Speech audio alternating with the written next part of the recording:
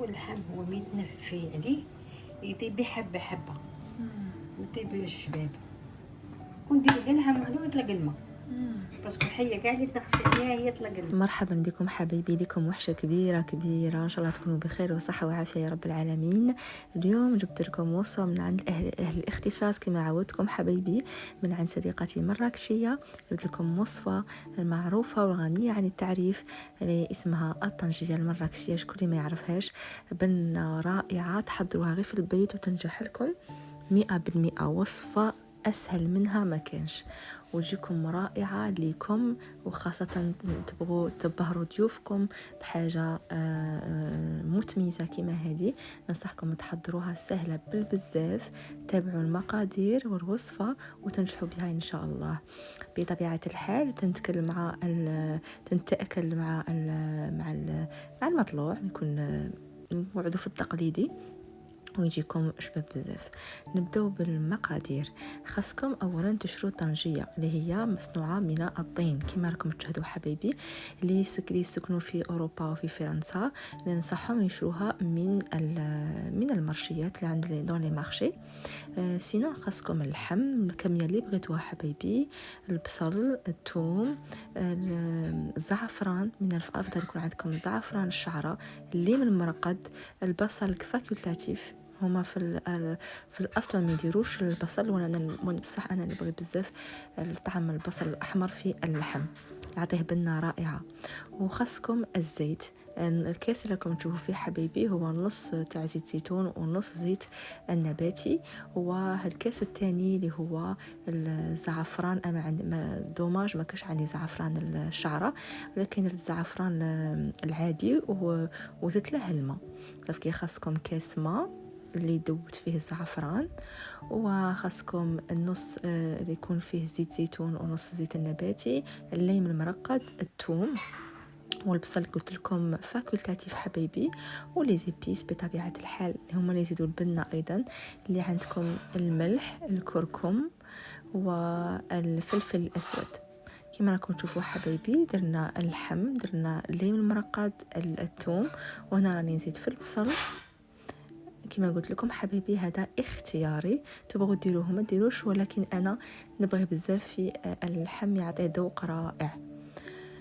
وتجي المرقه تجي عاقده وتجي شابه بزاف. هنايا غادي نزيد كما راكم تشوفوا لي زيبيس. عندنا عود قرفه والكمون،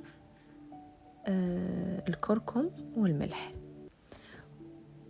نضيفوا كل المكونات اللي سبقت وذكرتها، وسهله بزاف. كاين اسهل من هذا، كل شيء ديروه بارد في بارد حبايبي، سهله بالبزاف.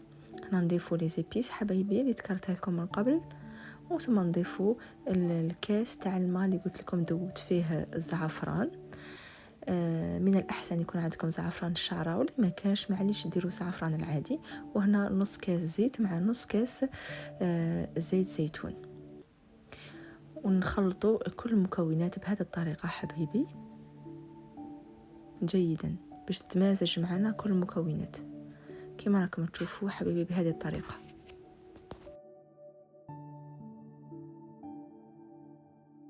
في هذه المرحله حبايبي نوجدوا البابي الومنيوم والبابي كويسون وهذا الخيط اللي انا اشريته من اكسيون، ونبداو نلفوا على الطنجيه جيدا بهذه الطريقه حبايبي.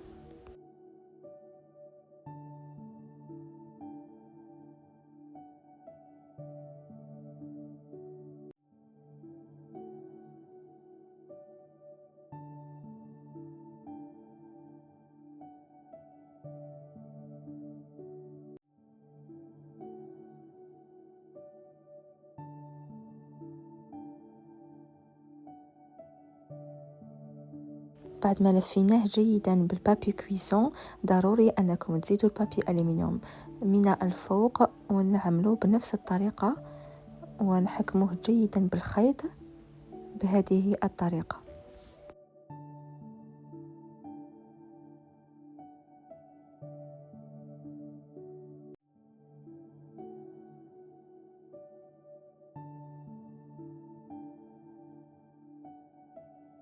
بعد ما غلقناها جيدا حبايبي بالخدمي، نديرو حلة أو فتحة صغيرة في الوسط باش يطيب معنا اللحم جيدا، ونسخن الفرن على 150 درجة مئوية من الفوق ومن التحت.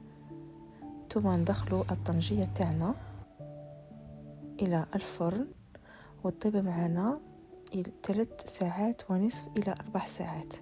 خلوها تطيب في غردها، تدي معكم الوقت. وان شاء الله شوفوا ما شاء الله كي تخرج معنا الطنجيه رائعه بعد ما دات لنا كما قلت لك وقت 3 ساعات ونصف الى 4 ساعات. وجدت هنايا الكمون المطلوع والفخيت، واستمتعوا بهذه البنه. قلت لكم وصفه سهله بزاف وتجيكم رائعه وبريزونطابل حبايبي.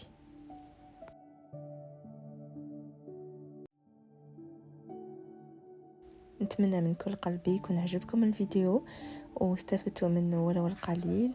ننصحكم تجربوا هذه الوصفة الرائعة والسهلة بزاف، ونلقاكم بخير وعلى خير في فيديوهات أخرى قريبا إن شاء الله. مع السلامة.